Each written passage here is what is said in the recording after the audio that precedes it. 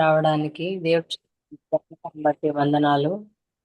ఈరోజు మనము వాక్య ధ్యానం నిమిత్తము నిర్గమాకాండము 17వ అధ్యాయము మొదటి 7 వచనాలు చదువుకుందాము.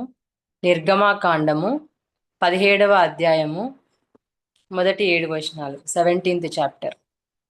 తర్వాత ఇశ్రాయేలీల సర్వ సమాజము యెహోవా మాట చొప్పున తమ ప్రయాణములలో సీను అరణ్యం నుండి ప్రయాణమైపోయి రెఫీదీములో దిగిరి.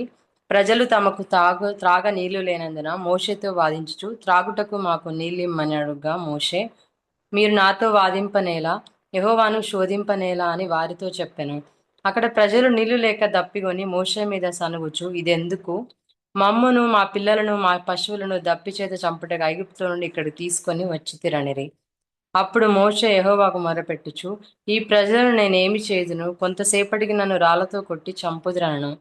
అందుకు యెహోవా, నీవు ఇశ్రాయేలు పెద్దల్లో కొందరిని తీసుకొని ప్రజలకు ముందుగా పొమ్ము.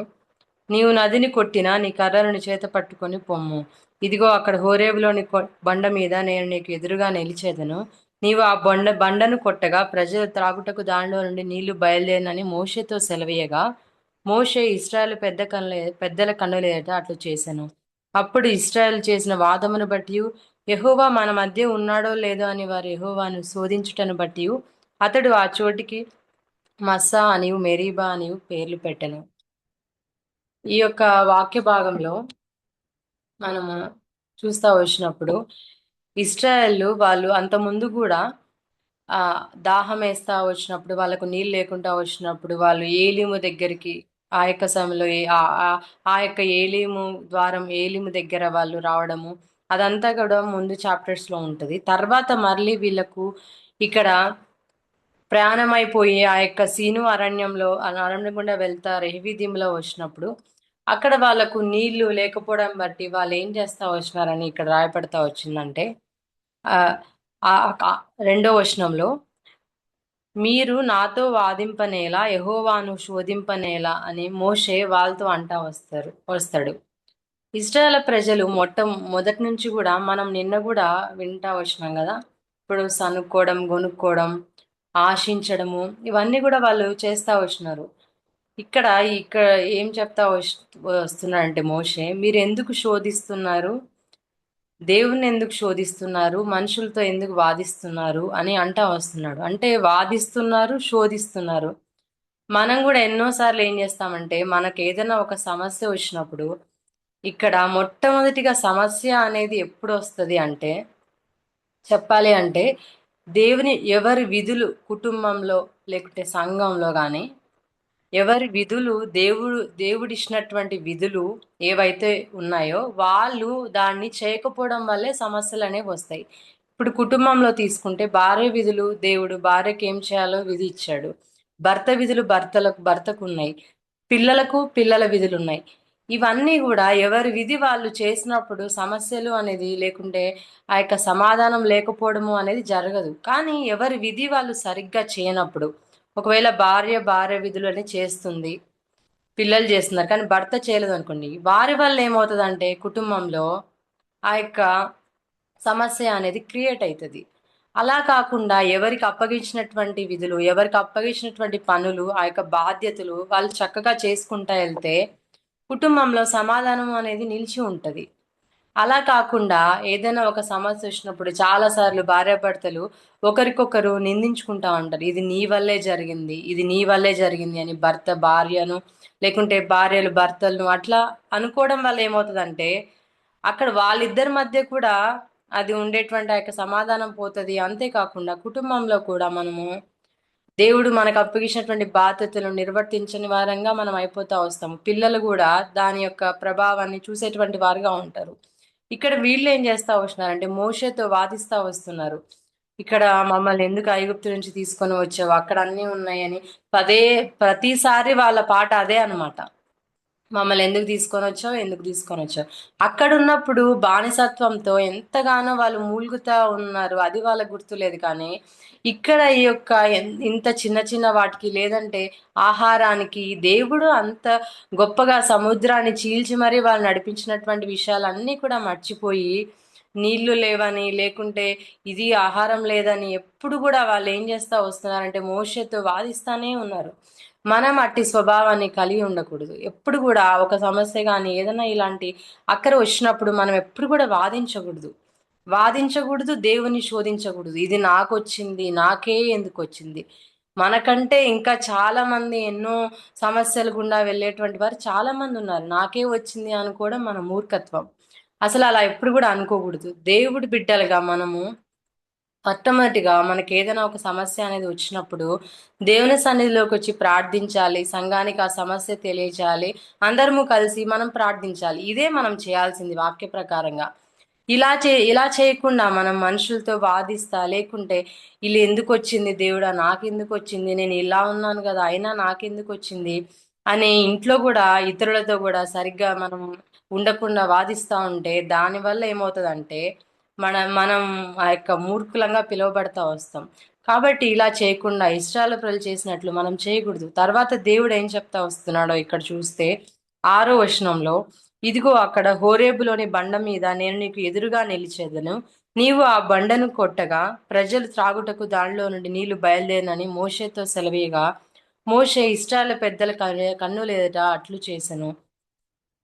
ఇక్కడ మోషే దేవుడు చెప్పినట్టు దేవుని దగ్గరికి వెళ్ళి తను అడుగుతా వచ్చినాడు. ఇట్లా అడుగుతా వచ్చినప్పుడు దేవుడు ఏం చేశారంటే అక్కడ ఉన్నటువంటి ఆ యొక్క బండను కొట్టమని చెప్తా వచ్చినప్పుడు అందులోంచి నీళ్లు ఒక నది వలె, సముద్రం వలె ప్రవహించినట్లు ఉంటది. అది ఎక్కడ రాయబడతా వచ్చిందంటే సామెతల్లో ఉంటది. సో చూసుకుందాము. కీర్తనలు 78లో ఉంటది. కీర్తనలు 78వ కీర్తన 15, 16లో ఉంటది. కీర్తనలు 78, 15, 16. అరణ్యంలో ఆయన బండలు చీల్చి సముద్రమంత సమృద్ధిగా వారికి నీరు త్రాగనిచ్చెను. బండలో నుండి ఆయన నీటి కాలువలు రప్పించెను, నదుల వలె నీళ్లు ప్రవహింపజేసెను. అంటే ఒక బండలోంచి ఒక నది లాంటి ప్రవాహము. ఇప్పుడు ఒక బండలోంచి ఇట్లా చిన్నగా వాటర్ వచ్చాయనుకోండి, అక్కడ చాలా లక్షల మంది ఇస్రాయేల్ వాళ్ళు ఉన్నారు. ఇప్పుడు వారు ఒక్కొక్కరు వచ్చి నీళ్ళు తాగడం అనేది ఇంపాసిబుల్ థింగ్. ఒక్కరు వచ్చి నీళ్ళు తాగడం, లేకుంటే కుండలో పట్టుకోవడము, ఇంకా అట్లా లక్షల మంది అంటే ఇంకా అది ఎన్ని రోజులు పడుతుందో. కాబట్టి దేవుడు ఇక్కడ ఏం చేస్తున్నాడంటే ఆ బండలోంచి నది వలె అందరికి, ఒక నది కాని సముద్రం అంత విస్తారంగా దేవుడు సమృద్ధిగా వారికి నీరు త్రాగనిచ్చెను అనింది. అంటే ఒక బండలోంచి సముద్రం లాగా నీళ్లు ప్రవాహం అయితే వచ్చినప్పుడు అందరి దప్పిక వారికి తీరుతా వచ్చింది. దేవుడు ఎటువంటి చిన్న దాంట్లో నుంచైనా కూడా ఎంత గొప్ప కార్యాలు చేయగలడు. చిన్న దాని నుంచి కూడా మన అక్కలు తీర్చగలడు. ఆ యొక్క విశ్వాసము అనేది మనకు ఉండాలి. వీరిలాగా మనం వాదించకూడదు, లేకుంటే దేవుణ్ణి శోధించకూడదు. ఇక్కడ ఎలా శోధించారని ఉందంటే 7వ వచనంలో, యెహోవా మన మధ్య ఉన్నాడో లేడో అని వారు యెహోవాను శోధించుటను బట్టి అని ఉంది. అంటే అంతవరకు దేవుడు వాళ్ళు ఉండే కదా నడిపించాడు. మళ్ళీ ఇక్కడ ఎంత అవిశ్వాసం ఉందంటే యెహోవా మన మధ్య ఉన్నాడో లేడో, అసలు మనకు ఈ యొక్క దాహం అనేది తీరుతుందో అంటే ఎంత మూర్ఖత్వం, ఎంత అవిశ్వాసం ఉందో. మనలో కూడా చాలా సార్లు ఒక సమస్య అనేది వచ్చినప్పుడు ఏమవుతుందంటే ఇలానే మనం కూడా బిహేవ్ చేస్తూ ఉంటాం. అంటే అసలు దేవుడు ఉన్నాడా అని మనం అనుకుంటా ఉంటాం. అలా అసలు ఎప్పుడు కూడా అనుకోకూడదు. దేవుడు మనకు తోడుగా ఉంటాడు ఎప్పుడు మనం నిజంగా ఆయన వాక్య ప్రకారంగా, లేకుంటే ఆయన ఆయన విధులను మనం నిర్వర్తిస్తా ఉంటే, ఆయన చెప్పినట్లు మనం చేస్తా ఉన్నప్పుడు దేవుడు తప్పకుండా మనతో తోడుగా ఉంటాడు. ఎన్నోసార్లు దేవుని నీతిమంతులైనటువంటి వారు ప్రార్థనలు, లేకుంటే ఇక్కడ మోషే ఎంతో నీతిమంతుడు, సాత్వికుడు, ఈయనను బట్టి దేవుడు నిజంగా ఎన్నోసార్లు వారి మీదికి రావాల్సినటువంటి ఉగ్రత నుంచి మోషే తప్పిస్తా వచ్చినాడు. అట్టి రీతిగా ఉండడం కారణాన్ని బట్టి కూడా దేవుడు మన పట్ల ఎంతో దీర్ఘశాంతం వహిస్తూ ఉంటాడు. మనం దానిని ఛాన్స్గా తీసుకోకూడదు, కానీ ఎంతో జాగ్రత్తగా ఉంటూ రావాలి. దేవుడు ఒక చిన్న రాయి నుంచి, ఆ యొక్క బండ నుంచి దేవుడు ఎంత గొప్ప ప్రవాహాన్ని తీసుకొచ్చాడంటే మనం కూడా అలా ఉన్నప్పుడు ఆ యొక్క బండనే మనం కొడతా రావాలి. అంటే బండ అంటే క్రీస్తే. ఆ యొక్క క్రీస్తు దగ్గరికే మనం వెళ్తా రావాలి. అంతేకాని మనుషుల దగ్గరికి వెళ్ళకూడదు, ఇంకొక విశ్వాసుల దగ్గరికి వెళ్ళకూడదు, ఇంకెవరి దగ్గరికి వెళ్ళకూడదు. కానీ ఆ క్రీస్తు దగ్గరికే మనం వెళ్తా రావాలి. అప్పుడే ఆయన ఈ యొక్క సముద్రం లాంటి ప్రవాహాన్ని, లేకుంటే ఆ యొక్క సమృద్ధిని ఆ యొక్క ఆశీర్వాదాన్ని మన నుంచి ఉప్పొంగంపజేస్తా వస్తాడు. మనం మనకు ఆశీర్వాదమే కాకుండా ఇతరులకు కూడా మనం ఆశీర్వాదకరంగా ఉంటాము. పౌలు కూడా తను ఏం చెప్తా వస్తాడంటే, చూసుకుంటా వద్దాము గలతీలో కూడా, గలతీలకు రాసిన పత్రిక 6వ అధ్యాయము 14 6:14.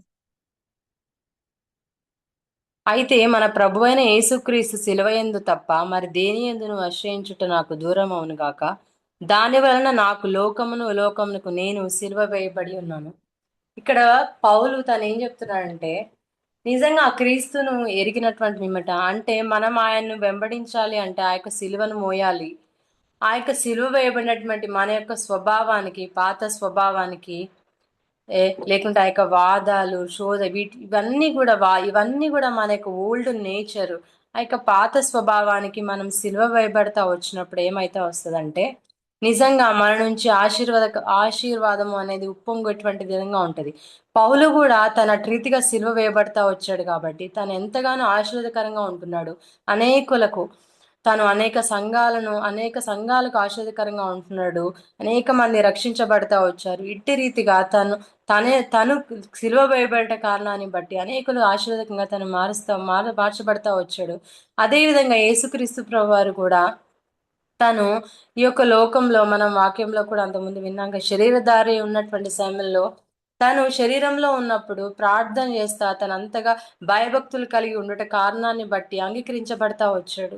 తన్ను తాను ఎంతగానో తగ్గించుకొని మనందరి కొరకు కూడా సిలువ వేయబడతాడు వచ్చాడు కాబట్టే ఈనాడు మనందరికి కూడా ఆయన దగ్గర నుంచి ఆశీర్వాదము అనేది బయలుదేరుతా వచ్చింది. మనం అందరం కూడా రక్షణ పొందుకోవడానికి ఆ యేసుక్రీస్తు ప్రభు వారు కారణమైతే వచ్చారు. తను సిలువ వేయబడట అనేది లోకంలో ఉన్న మానవాళందరికీ కూడా ఆశీర్వాదము.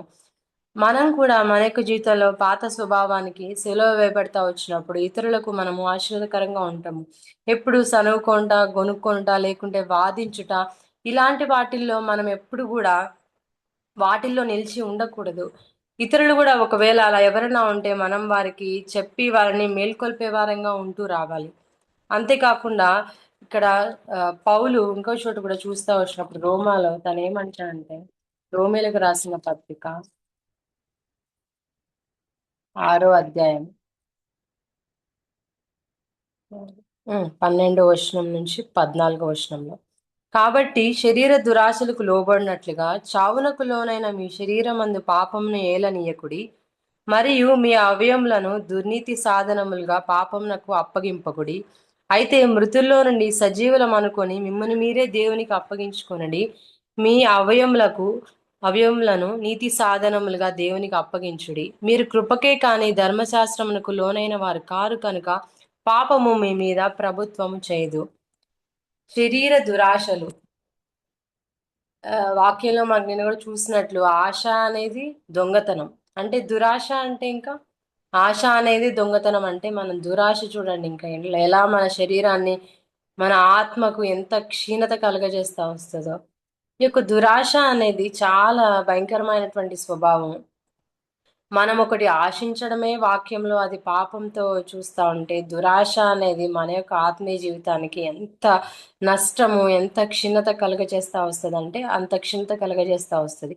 వాక్యంలో కూడా చాలా మంది ఎన్నో ఆశించి వాటి పట్ల దురాశ కలిగినప్పుడు వారి కుటుంబాలు పాత నిబంధనలో ఎంతగానో వాళ్ళు నశిస్తా వచ్చారు. మనలో కూడా అట్టి దురాశ ఏది లేకుండా మనము జాగ్రత్త పడతా రావాలి.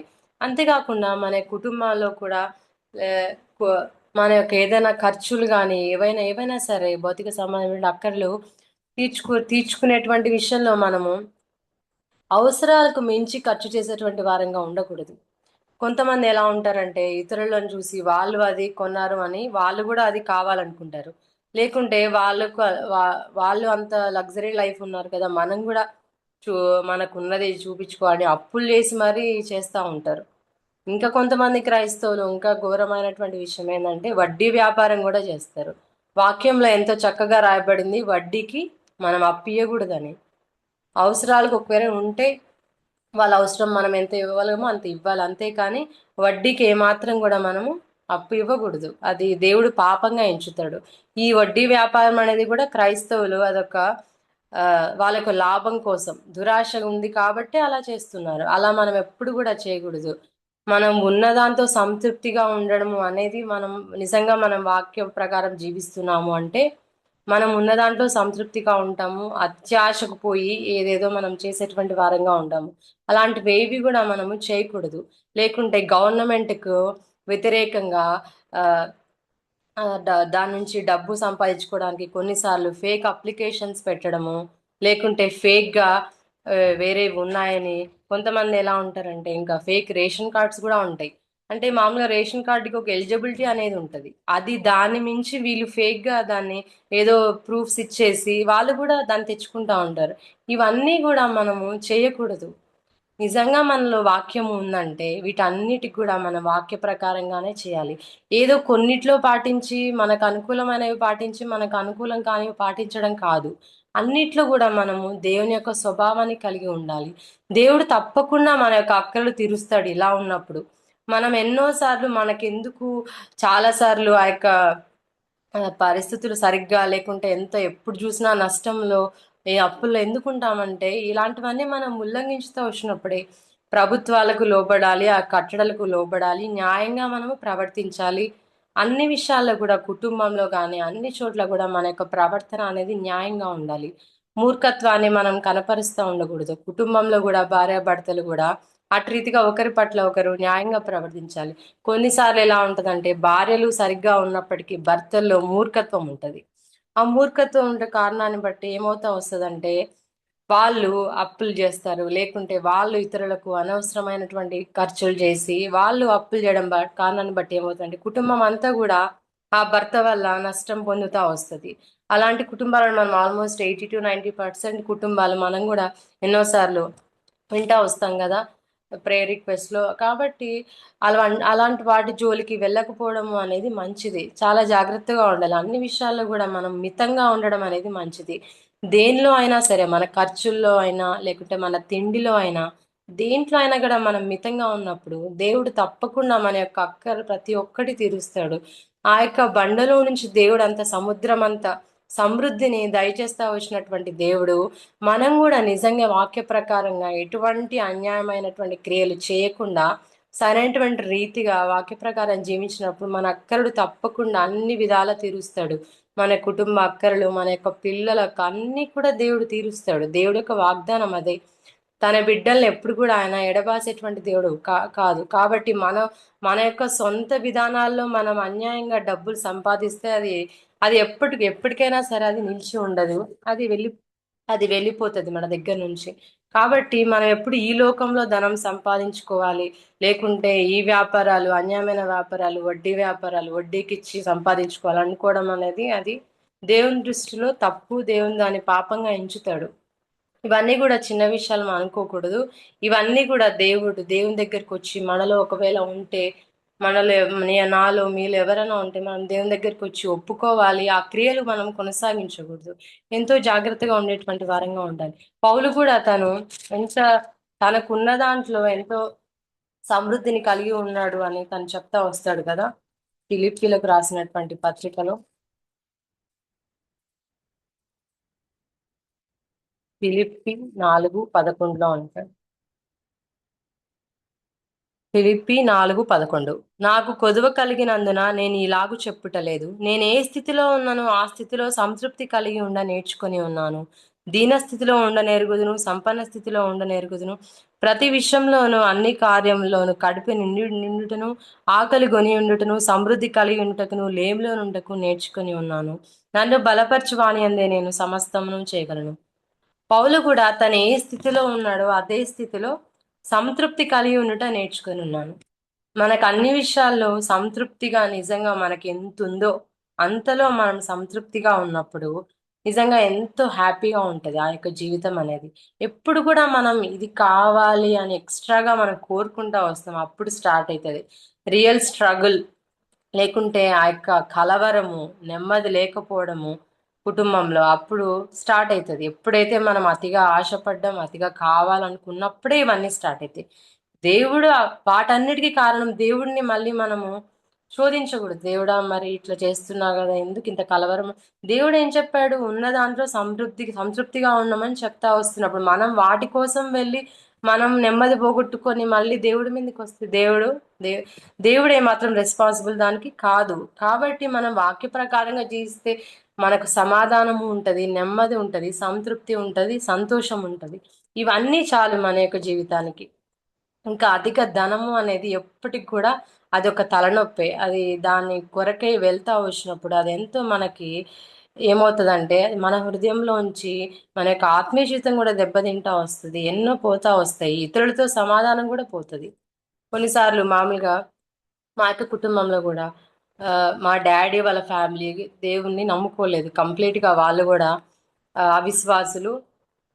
వాళ్ళ ఎవ్వరు కూడా వాళ్ళ సైడ్ దేవుని నమ్ముకోలేదన్నమాట.